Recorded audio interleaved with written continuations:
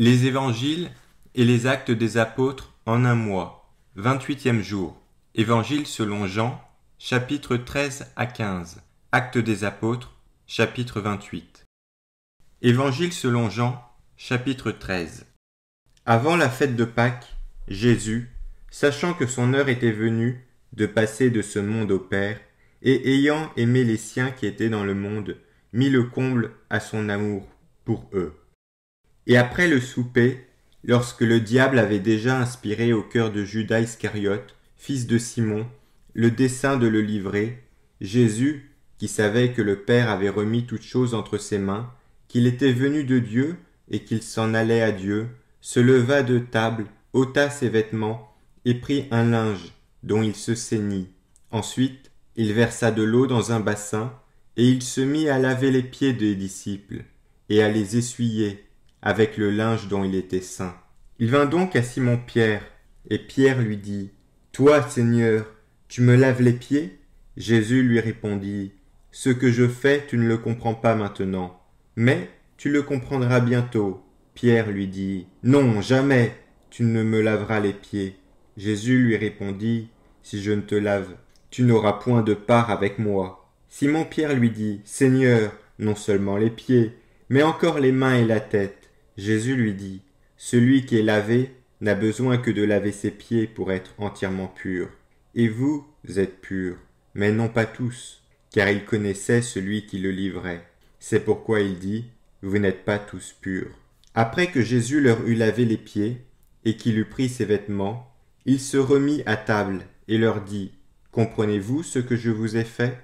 Vous m'appelez Maître et Seigneur, et vous dites bien, car je le suis.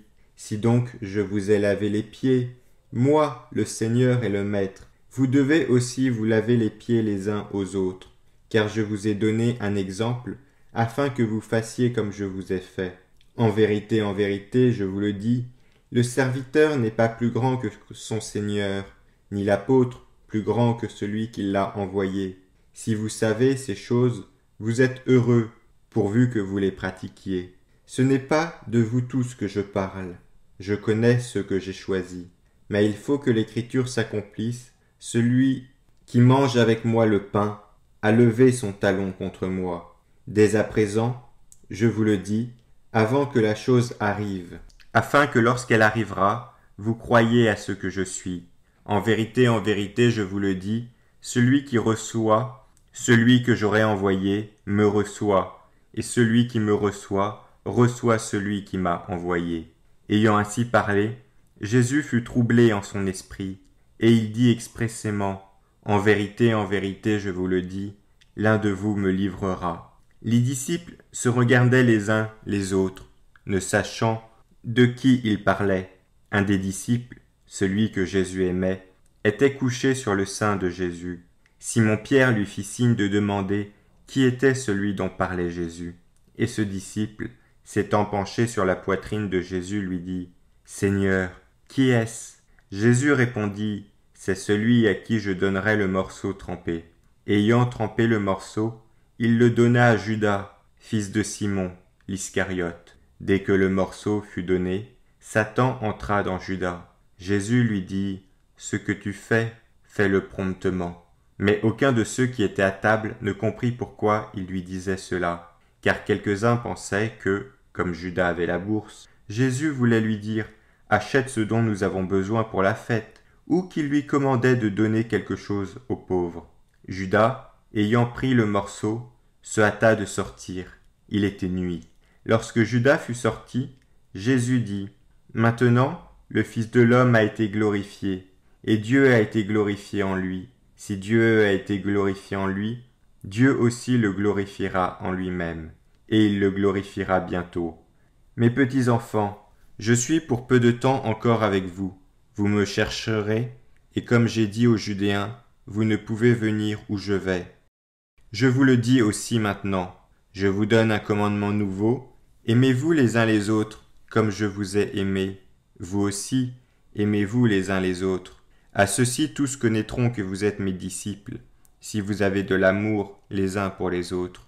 Simon-Pierre lui dit, « Seigneur, où vas-tu » Jésus répondit, « Tu ne peux pas maintenant me suivre où je vais, mais tu me suivras plus tard. Seigneur, lui dit Pierre, pourquoi ne puis-je pas te suivre maintenant?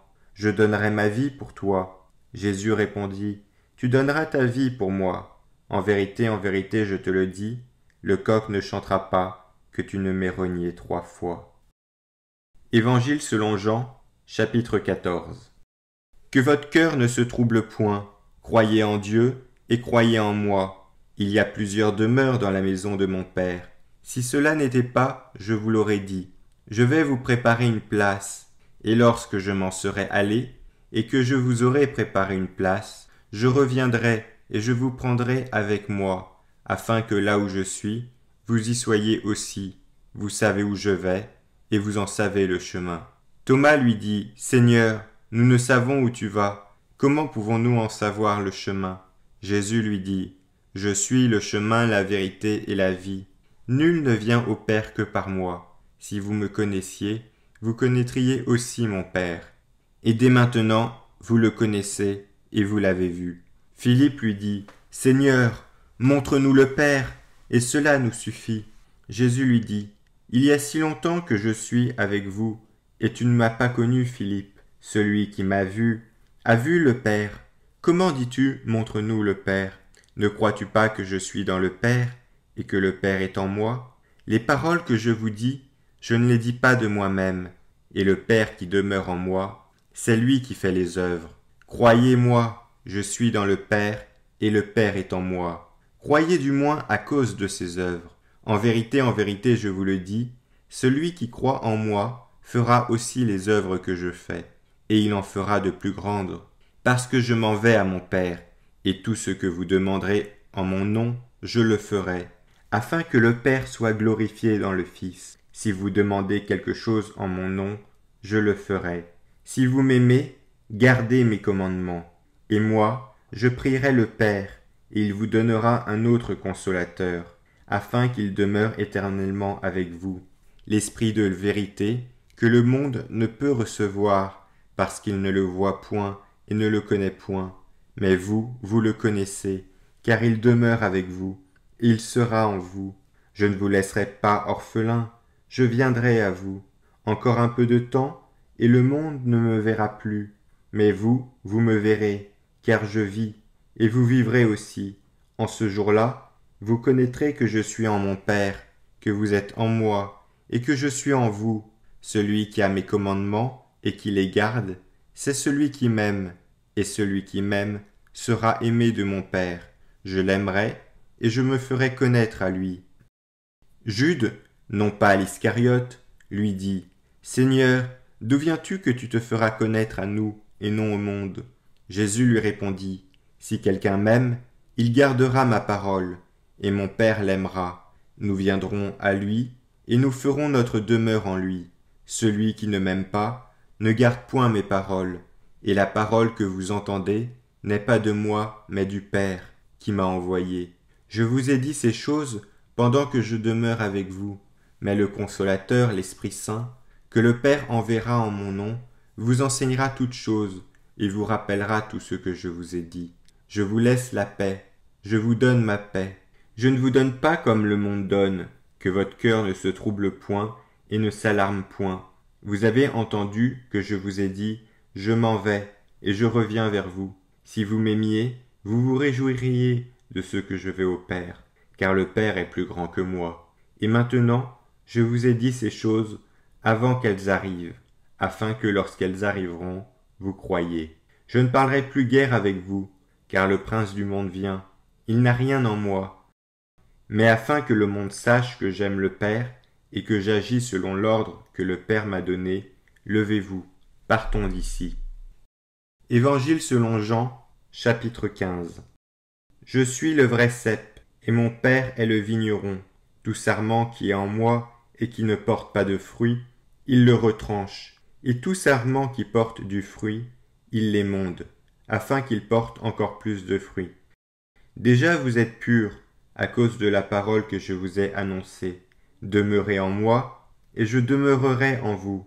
Comme le sarment ne peut de lui-même porter du fruit, s'il ne demeure attaché au cep, ainsi vous ne le pouvez non plus, si vous ne demeurez en moi. Je suis le cep, Vous êtes les sarments. Celui qui demeure en moi, et en qui je demeure, porte beaucoup de fruits.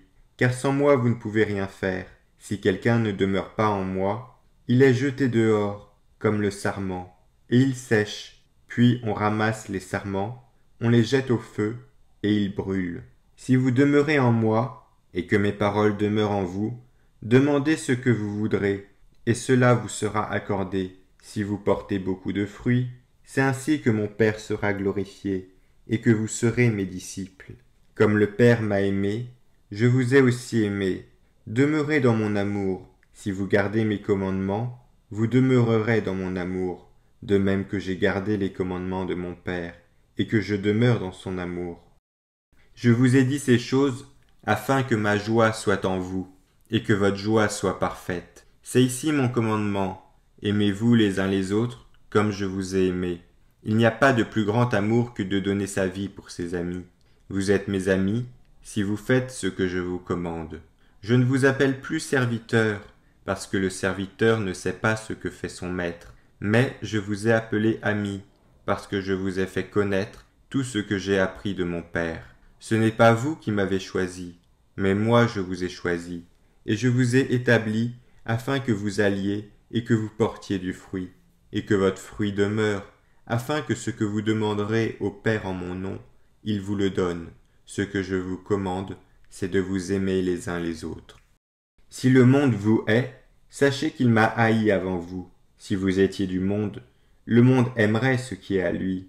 Mais parce que vous n'êtes pas du monde, et que je vous ai choisi du milieu du monde, à cause de cela, le monde vous hait.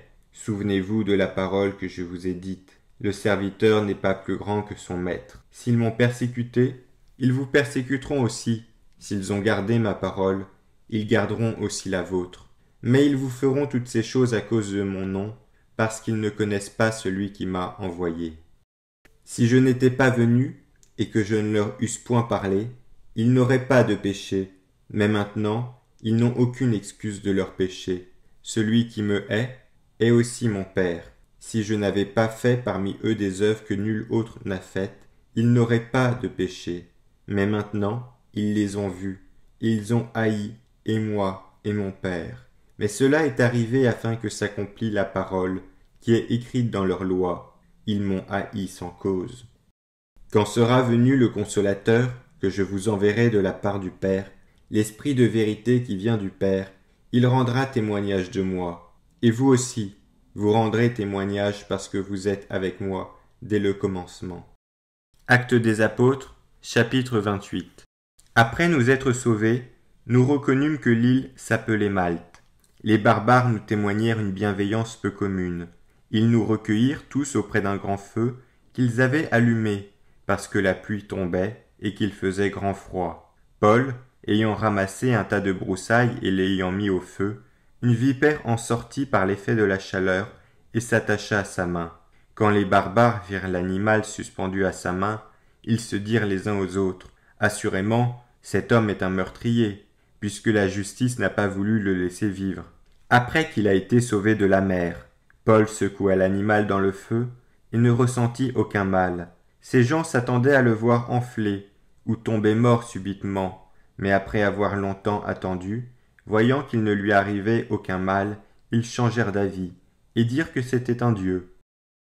Il y avait dans les environs des terres appartenant au principal personnage de l'île, nommé Publius, qui nous reçut et nous logea pendant 3 jours de la manière la plus amicale. Le père de Publius était alors au lit, malade de la fièvre et de la dysenterie. Paul, s'étant rendu vers lui, pria, lui imposa les mains et le guérit. Là-dessus vinrent les autres malades de l'île, et ils furent guéris. On nous rendit de grands honneurs, et à notre départ, on nous fournit les choses dont nous avions besoin. Après un séjour de 3 mois, nous nous embarquâmes sur un navire d'Alexandrie qui avait passé l'hiver dans l'île, et qui portait pour enseigne les Dioscures. Ayant abordé à Syracuse, nous y restâmes 3 jours. De là, en suivant la côte, nous atteignîmes Régio. Et le vent du midi s'étant levé le lendemain, nous fîmes en 2 jours le trajet jusqu'à Pouzole, où nous trouvâmes des frères qui nous prièrent de passer 7 jours avec eux. et c'est ainsi que nous allâmes à Rome. De Rome vinrent à notre rencontre, jusqu'au forum d'Appius et aux 3 tavernes, les frères qui avaient entendu parler de nous. Paul, en les voyant, rendit grâce à Dieu et prit courage. Lorsque nous fûmes arrivés à Rome, le centenier livra les prisonniers au préfet de prétoire, mais on permit à Paul de demeurer, en son particulier, avec un soldat qui le gardait. Au bout de 3 jours, Paul convoqua les principaux des Judéens, et quand ils furent réunis, il leur adressa ces paroles. « Hommes frères, sans avoir rien fait contre le peuple, ni contre les coutumes de nos pères, j'ai été mis en prison à Jérusalem et livré de là entre les mains des Romains. Après m'avoir interrogé, ils voulaient me relâcher, parce qu'il n'y avait en moi rien qui méritât la mort. Mais les Judéens s'y opposèrent, et j'ai été forcé d'en appeler à César, n'ayant du reste aucun dessein d'accuser ma nation. Voilà pourquoi j'ai demandé à vous voir et à vous parler, car c'est à cause de l'espérance d'Israël que je porte cette chaîne. » Ils lui répondirent, « Nous n'avons reçu de Judée aucune lettre à ton sujet, et il n'est venu aucun frère qui ait rapporté ou dit du mal de toi. Mais nous voudrions apprendre de toi ce que tu penses, car nous savons que cette secte rencontre partout de l'opposition. » Ils lui fixèrent un jour, et plusieurs vinrent le trouver dans son logis. Paul leur annonça le royaume de Dieu, en rendant témoignage et en cherchant par la loi de Moïse et par les prophètes à les persuader de ce qui concerne Jésus. L'entretien dura depuis le matin jusqu'au soir. Les uns furent persuadés par ce qu'il disait, et les autres ne crurent point. Comme ils se retiraient en désaccord, Paul n'ajouta que ces mots. « C'est avec raison que le Saint-Esprit, parlant à vos pères par le prophète Ésaïe, a dit « Va vers ce peuple et dis, vous entendrez de vos oreilles et vous ne comprendrez point, vous regarderez de vos yeux et vous ne verrez point. Car le cœur de ce peuple est devenu insensible. Ils ont endurci leurs oreilles, ils ont fermé leurs yeux, de peur qu'ils ne voient de leurs yeux, qu'ils n'entendent de leurs oreilles, qu'ils ne comprennent de leur cœur, qu'ils ne se convertissent, et que je ne les guérisse. Sachez donc que ce salut de Dieu a été envoyé aux païens et qu'ils l'écouteront. » Lorsqu'il eut dit cela, les Judéens s'en allèrent, discutant vivement entre eux. Paul demeura 2 ans entiers dans une maison qu'il avait louée. Il recevait tous ceux qui venaient le voir, prêchant le royaume de Dieu et enseignant ce qui concerne le Seigneur Jésus-Christ en toute liberté et sans obstacle. Fin des Actes des Apôtres.